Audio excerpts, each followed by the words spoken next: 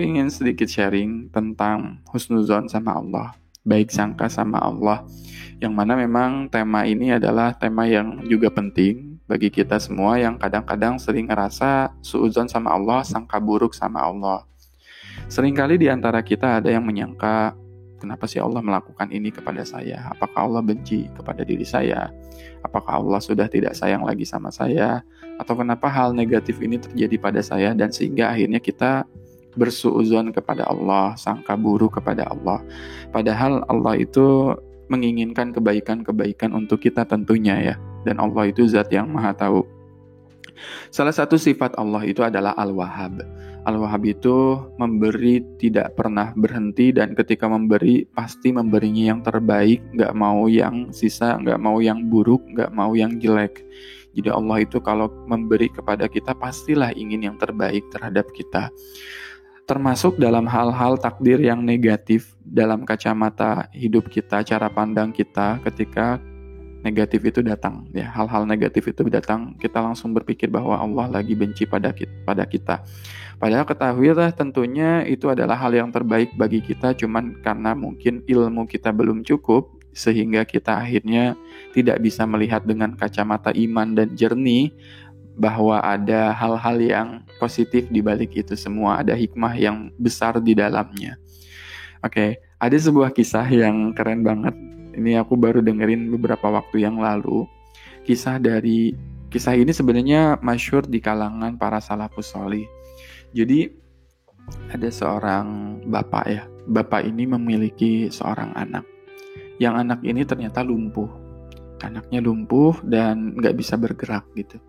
Dan bapak ini kerennya selalu husnuzon kepada Allah Subhanahu wa taala. Ayah ini selalu husnuzon, baik sangka terus kepada Allah Subhanahu wa taala, berpikir positif terus apapun yang terjadi dalam hidupnya.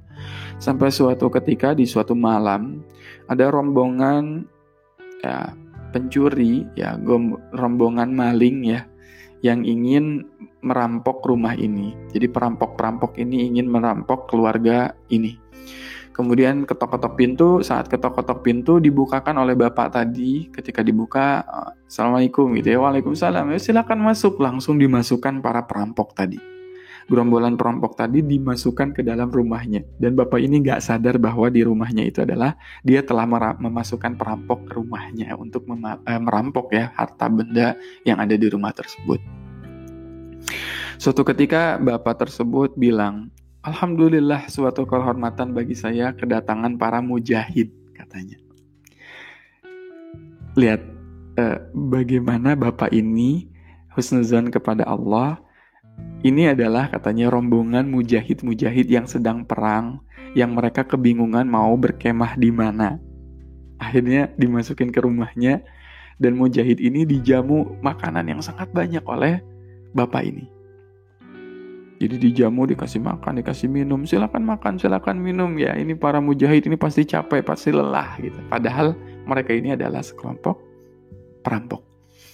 Setelah itu, setelah makan mereka disuruh silakan wudu dulu. Barangkali kalian pingin sholat dulu atau apa, silakan wudu. Ketika wudu, bersihkan badan kalian gitu ya. Kayaknya udah capek kalian gitu. Wudu dan udah wudu. Silakan istirahat dengan tenang gitu ya. Disuruh tidur, udah makan, dikasih wudu, kemudian disuruh tidur. Padahal ini adalah perampok. Kemudian bapak ini selalu mengatakan bahwa perampok ini mujahid dan dia selalu berhusnuzon kepada Allah Subhanahu wa taala. Kemudian pagi hari perampok-perampok ini kemudian pergi ya, meninggalkan tempat ini, gak jadi ngerampok. Dan di malam kedua perampok-perampok ini datang lagi ke rumah ini dengan tujuan yang sama, ingin merampok rumah ini. Kemudian ketuk pintu, tok gitu, dan ada yang membuka pintu dan ada seseorang yang mengatakan, ini ada mujahid katanya. Kemudian bapaknya ini keluar ke depan pintu dan tebak siapa yang membukakan pintu. Yang membukakan pintu itu adalah anak yang tadi lumpuh. Anak yang lumpuh tadi di keesokan harinya sudah bisa berjalan kembali. Dan bapaknya kaget, kenapa anak saya bisa membukakan pintu ini gitu. Kemudian yang lebih menarik lagi, Bapak ini berterima kasih kepada para mujahid ini, pada perampok ya, tanda petik ya, para perampok ini. Terima kasih berkat doa mujahid, saya kemarin membasuh tubuh anak ini gitu ya. Anak saya dibasuh tubuhnya pakai air wudhu para mujahid, sehingga Allah Subhanahu wa Ta'ala menyembuhkan anak ini wasilah mujahid ini. Akhirnya perampok-perampok ini jatuh sujud, kemudian nangis sejadi-jadinya. Kemudian ayah ini kebingungan, ini kenapa kalian nangis? Kenapa kalian sujud? Padahal kalian adalah mujahid-mujahid. Kemudian para perampok ini berkata, sesungguhnya kami ini bukan mujahid. Kami ini adalah seorang perampok. Kami ini adalah perampok yang ingin merampok rumahmu. Maka persaksikanlah, mulai hari ini kami bertaubat kepada Allah Subhanahu wa Ta'ala. Apa yang terjadi yang bisa kita ambil dari hikmah ini? Lihat bagaimana husnuzonnya, sangka baiknya ayah ini berubah menjadi kebaikan-kebaikan yang luar biasa. Anaknya sembuh, kemudian para gerombolan perampok-perampok ini juga akhirnya taubat kepada Allah Subhanahu wa Ta'ala. Maka kisah yang sangat luar biasa ini bisa kita jadikan sebagai motivasi agar terus sangka baik kepada Allah Subhanahu wa Ta'ala. Mungkin di antara kita ada yang sedang kesulitan, ditipu oleh partner bisnisnya. Mungkin di antara kita ada yang sedang dirundung berbagai macam masalah di keluarganya. Mungkin di antara kita ada yang sedang kesulitan dalam proyek menuntut ilmunya.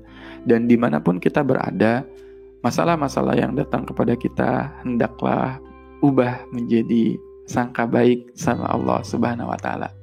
Karena tidak serta-merta semua kejadian itu terjadi begitu saja. Tentunya kejadian itu semua atas izin Allah Subhanahu wa Ta'ala. Maka latih baik sangka, di hati ada kebaikan, sangka baik, di pikiran itu sangka baik, lakukan yang terbaik, itulah yang akan datang kepada diri kita, kebaikan demi kebaikan yang tidak akan pernah berhenti. Maka subhanallah betapa luar biasanya dan masya Allahnya kisah ini, mudah-mudahan jadi motivasi buat kita untuk terus berprasangka baik kepada Allah. Oke, gimana? Masih mau sangka buruk sama Allah? Mudah-mudahan enggak ya. Jadi intinya keep husnuzan sama Allah dimanapun kita berada. Mudah-mudahan bermanfaat. Wassalamualaikum warahmatullahi wabarakatuh. Jazakumullahu khairan katsiran teman-teman yang udah nyimak podcast kisah tentang hati. Semoga bermanfaat ya. Dan kalau bermanfaat bisa teman-teman sharing dimanapun ya. Mau di WA, mau di Instagram dan sebagainya, podcast kisah tentang hati ini, agar lebih banyak teman-teman yang bisa mendengarkan nasihat-nasihat kebaikan ini. Assalamualaikum warahmatullahi wabarakatuh.